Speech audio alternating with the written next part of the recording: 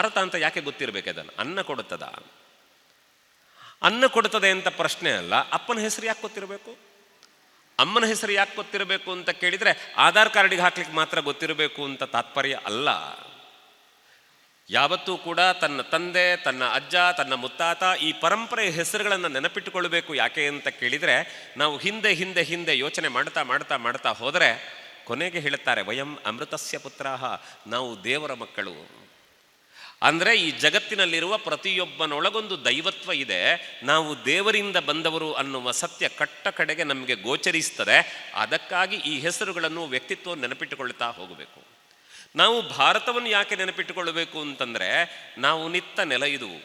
ಮರ್ಯಾದಾ ಪುರುಷೋತ್ತಮ ಪ್ರಭು ಶ್ರೀರಾಮಚಂದ್ರ ಒಂದು ಮಾತನ್ನು ಹೇಳ್ತಾನೆ, ಜನನೀ ಜನ್ಮಭೂಮಿಶ್ಚ ಸ್ವರ್ಗಾದಪಿ ಗರಿಯುಸಿ ಅಂತ. ಬಂಗಾರದ ಲಂಕೆಯನ್ನು ಗೆದ್ದು ಲಕ್ಷ್ಮಣ ಹೇಳ್ತಾನೆ, ಅಣ್ಣ ನೀನು ಪಟ್ಟ ಇರಬೇಕು ಅಂತಂದಾಗ ಅವ ಹೇಳಿದ್ದು, ಅಪಿ ಸ್ವರ್ಣಮಯೀ ಲಂಕಾ ನಮೇ ಲಕ್ಷ್ಮಣ ರೋಚತೆ ಜನನೀ ಜನ್ಮಭೂಮಿಶ್ಚ ಸ್ವರ್ಗಾದಪಿ ಗರಿಯುಸಿ.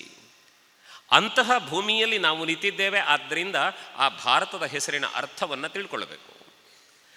ಅದರಲ್ಲೂ ಮುಖ್ಯ ಏನು ಅಂತಂದರೆ, ಅನೇಕರಿಗೊಂದು ಗೊಂದಲ ಇದೆ, ಭಾರತ ಅಂದರೆ ಯಾವುದೋ ಒಂದು ಮತೀಯವಾದ ಚಿಂತನೆ ನಡೆಯುತ್ತದೆ ಅಂತ.